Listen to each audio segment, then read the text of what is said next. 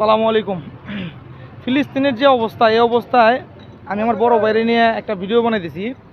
ভিডিওটা ভাই, ফিলিস্তিন গাজার যে অবস্থা, এই অবস্থা নিয়ে আপনি কিছু বলেন।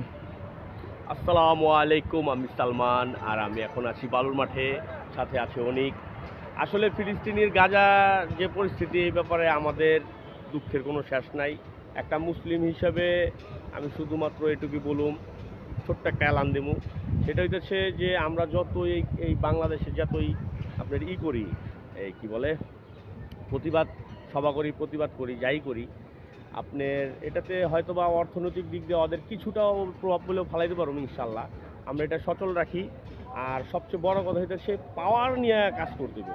পাওয়ার কি, যে প্রতিটা মুসলমান ভাই যদি আমরা 2 রাকাত করে নামাজ পড়ি আর একটা করে রোজাও রাখি, পুরা বিশ্বের মুসলিম অনেক রোজা, অনেক নামাজ হবে। আর এই যে কুরবানি, এই কুরবানি নিয়ে যদি আল্লাহর কাছে দোয়া করি রাত্রে উঠা, অবশ্যই তাহলে আমার মনে হয় আল্লাহ তাআলার সাহায্য অতি তাড়াতাড়ি আসবে। কোন পাপ করে রাখছি ভাই, আমাদের দোয়া কবুল হয় না, কারণ আমাদের খাওয়াই আর এখন হালাল না, যার কারণে আমাদের দোয়া কবুল হয় না। তা ভাই আমরা বেশি বেশি দোয়া করি, দোয়ার অনেক বরকত। আর ফিলিস্তিনি ভাই বোনদের জন্য দিলটা ভাঙ্গা যায়, বলার কোনো ভাষা নাই।